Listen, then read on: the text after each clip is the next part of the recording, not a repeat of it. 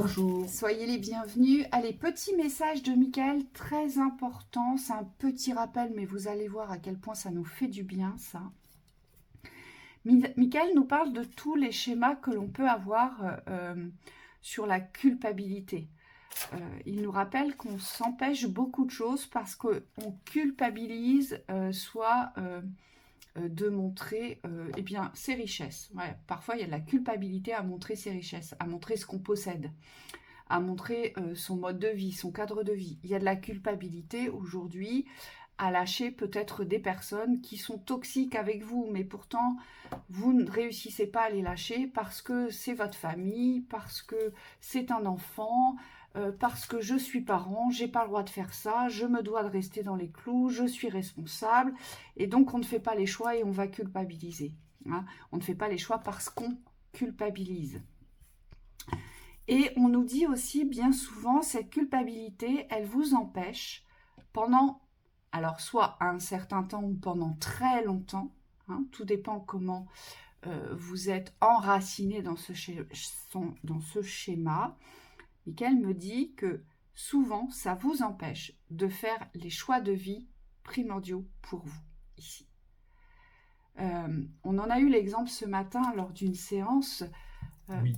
Une dame qui a les bonnes intuitions, qui savait exactement ce qu'elle voulait, mais elle pleurait de douleur et de tristesse parce que elle culpabilise de laisser les siens, alors qu'elle ne supporte plus ce qu'elle vit.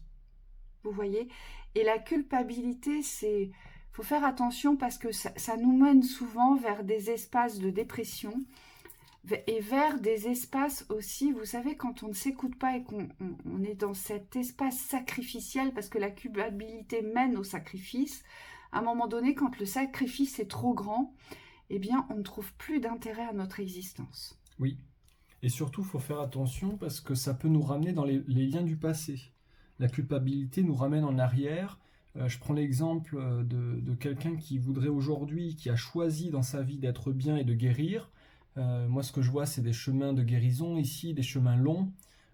Et aujourd'hui, je vois des personnes qui sont dans ces chemins-là, en tout cas qui ont traversé ces chemins de guérison, mais qui sont ramenées dans des espaces aujourd'hui du passé.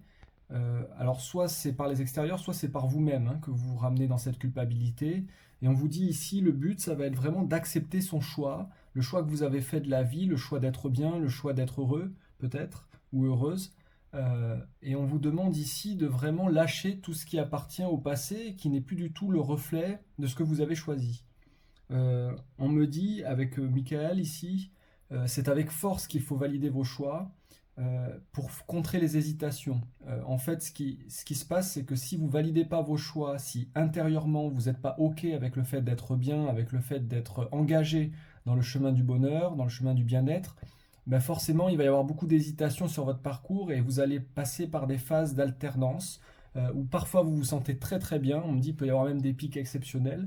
Et par contre, on me dit dans les phases où quelque chose vient vous rappeler, vient vous ramener sur des espaces où vous étiez moins bien, eh bien, vous allez retomber. Et là, on vous dit, ce choix que vous avez fait d'aller mieux, aujourd'hui, si vous le validez avec force, avec certitude, ça va être beaucoup plus simple pour vous de traverser les phases un peu moins bien, mais qui pour autant ne sont pas des reflets du mal-être que vous aviez connu. Et là, on vous dit, c'est important de faire la distinction entre les sensations de moins bien, de mal-être et les réels mal-être. Vous voyez, les choses très profondes où là, ça a été des grosses thématiques. Oui, parce qu'en général, quand on revient sur ses choix, et c'est là où on ramène le passé vers soi, c'est-à-dire qu'on a exprimé quelque chose, où on a posé des limites, où on a décidé quelque chose, et la culpabilité nous fait revenir dessus, sur une décision, ou sur un choix, ou sur une affirmation. Et on nous dit, c'est là où ça ne va pas. Pourquoi? Parce qu'on se rend bien compte que lorsqu'on fait ça, on va à l'encontre de soi et surtout à l'encontre du moment où on a posé le choix ou la décision. Et donc, on revient en arrière. Ça veut dire qu'il y a encore une certaine tolérance au sacrifice. Il y a encore une certaine tolérance à l'écoute de l'autre, aux besoins des autres. Parce que la culpabilité n'est rien d'autre que des valises qu'on vous fait porter. Et ça, je vous le dis souvent. Ce sont les personnes qui vous donnent leurs valises et qui vous disent « Oh mais non, mais tu peux pas déménager, mais moi, qu'est-ce que je vais faire sans toi ?» Qu'est-ce que je vais devenir? Oh, ça veut dire que tu veux plus de moi si tu t'en vas. Mais non, c'est pas ça. Ça veut simplement dire qu'on se choisit ici.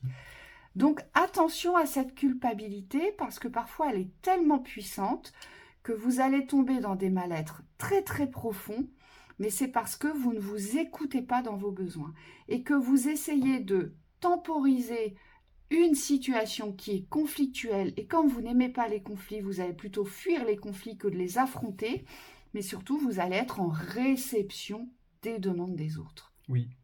Et par extension, on peut aussi parler des jugements, parce que c'est intimement relié, c'est les deux facettes d'une même pièce ici. La culpabilité, c'est cet aspect de je porte sur moi, et le jugement, c'est l'aspect de je laisse l'autre penser, mais ça m'atteint. Et on vous dit, pour ne pas recevoir les jugements extérieurs, ici, il y a quelque chose à comprendre vis-à-vis des décisions. Je vois beaucoup de couples, ou d'anciens couples ici, où vous continuez à prendre en compte les décisions de l'autre. Et là, on vous dit, il y a vraiment quelque chose à accepter, c'est que si vous vous séparez, de par la force des choses, on vous dit, vous vous séparez aussi de la pensée de l'autre. Et là, il y a beaucoup de choses que vous ne devez plus recevoir aujourd'hui. Oui, comme dans vous savez, les transmissions familiales. On nous transmet depuis notre plus jeune âge, et ça, c'est très ancré dans les transmissions familiales, et c'est pour ça qu'on porte tous un transgénérationnel très conséquent, parce qu'aujourd'hui, la famille doit être unie, soudée, on fait partie de la famille, on est du même sang, donc tu es mon frère, tu es ma sœur, tu es mon père, tu es ma mère, et je dois obligatoirement t'aimer, te tolérer tel que tu es, accepter parce que tu es mon père ou parce que tu es mon frère. Et on vous dit attention, ne confondez pas le lien de la famille, ce que vous avez génétiquement, ce que vous portez génétiquement, d'accord, et ce que vous ressentez dans le cœur, les besoins du cœur. Parfois, c'est complètement, on vous dit, incompatible. Incompatible. Et c'est pour ça que on nous emmène maintenant, avec divers chemins, ici, vers ces compréhensions qu'aujourd'hui, c'est pas parce que vous êtes ancré dans une famille, que vous avez un père, une mère, des frères, des sœurs, que vous devez rester à vie relié à cette famille. Si vous ne vous sentez pas respecté dans cette famille, aimé pour qui vous êtes, on vous dit pourquoi est-ce que vous vous infligez tout cela si vous ne vous sentez pas à votre place, alors que votre cœur, lui, a d'autres besoins. Vous voyez? Et donc là, on reste sur la raison. La raison, c'est quoi? C'est j'ai une famille, je fais partie de cette famille, donc je reste au centre, que je m'y sente bien ou pas bien. Mais les appels du cœur, vous en faites quoi? Vous en faites quoi de ces appels du cœur? Et vous ne partez pas pourquoi? Vous ne dites pas ce que vous avez à dire pourquoi? Parce que il y a une culpabilité. Ah oui, mais attention, c'est mon père ou ma mère, je dois les aimer. Mais attention, c'est mon frère ou ma sœur, quand même, on est frères et sœurs, où je n'ai plus de parents, il ne me reste plus que mon frère ou que ma sœur, donc on doit être en lien. Mais non, c'est vous qui vous obligez à être dans un lien qui, aujourd'hui, est dépourvu d'amour, alors que vos appels vous emmènent vers autre chose. Oui. Vous voyez? Oui. Et il y a aussi toutes les familles qui sont construites sur le phénomène de l'image. On vous dit, vous portez peut-être une représentation de la famille qui est la famille du cœur, mais pour autant, moi, on me dit, ça ne vous autorise pas à couper les liens d'amour. Ce que j'entends, c'est que dans des familles qui portent certaines valeurs de l'image, on me dit, il y a quand même de l'amour. Et ce que je vois, c'est que pour certains, vous avez besoin de rester sur les valeurs du cœur, donc sur ce qui est réel, sur les vrais liens d'amour aujourd'hui, et de laisser les personnes qui fonctionnent avec des particularités dans l'image, de les laisser avec elles-mêmes sur ces aspects-là. Parce que le but pour vous, c'est vraiment de vous ressentir comme étant la famille ici, comme étant en lien, en appartenance avec la famille. Et pour pouvoir profiter de ces liens, il va falloir et on me dit c'est un gros travail ça, c'est un gros travail de détachement au niveau des pensées, sur tous les jugements que vous pourriez recevoir. Aujourd'hui, vous n'êtes pas dans la tête de l'autre, vous n'êtes pas dans les énergies de l'autre, vous êtes à votre place, et on vous dit c'est comme ça qu'il faut profiter des liens familiaux, dans ce type de famille, parce que c'est le seul moyen de rester dans votre espace, bien avec vous-même, et d'avoir des échanges constructifs. Oui, et là, on parle du rejet. Hein. La thématique d'avant, c'était plus trahison, abandon. Là, c'est plus rejet, humiliation. Donc, vous vous coupez, par vous-même, vous rejetez cette famille parce qu'elle ne pense pas comme vous, elle ne vous reconnaît pas tel que vous êtes. Mais malgré tout, elle prend soin de vous d'une certaine façon. Et vous ne reconnaissez pas cet amour comme étant l'amour véritable parce que vous avez un autre fonctionnement. Hein. Donc on rejette définitivement un schéma familial parce qu'on estime qu'il fait partie de l'image et on estime qu'il n'est pas dans l'amour. Mais attention, parce que oui, il y a des vraies familles où vous allez vous sentir complètement rejeté et où là, c'est complètement dépourvu d'amour. Mais il y a des familles de l'image, c'est parce que ces personnes-là gardent une certaine image, voilà, ils ne reconnaîtront jamais véritablement ce qu'ils pensent, mais ce n'est pas complètement dépourvu d'amour. Et attention, parce que c'est souvent on se met souvent soi-même en rejet de l'amour qu'il pourrait y avoir. Pourquoi? Parce qu'on veut absolument que nos parents pensent comme nous, ressentent comme nous et agissent comme nous. Donc vous voyez, il y a plein de... il faut aujourd'hui revenir à l'équilibre, on nous dit, et c'est comme ça que vous vous détacherez de toutes les culpabilités aujourd'hui. Oui. Sachez qu'avec Noël, de toute façon, tout le monde y passe. Que vous soyez en famille pour les fêtes ou seul, on me dit le travail sur la famille est inévitable. Hein, parce qu'il y a des personnes qui vont être amenées à travailler des aspects de la solitude vis-à-vis de la famille, c'est-à-dire être vous-même votre propre famille. Et ça, on me dit, vous ne pourrez pas y échapper.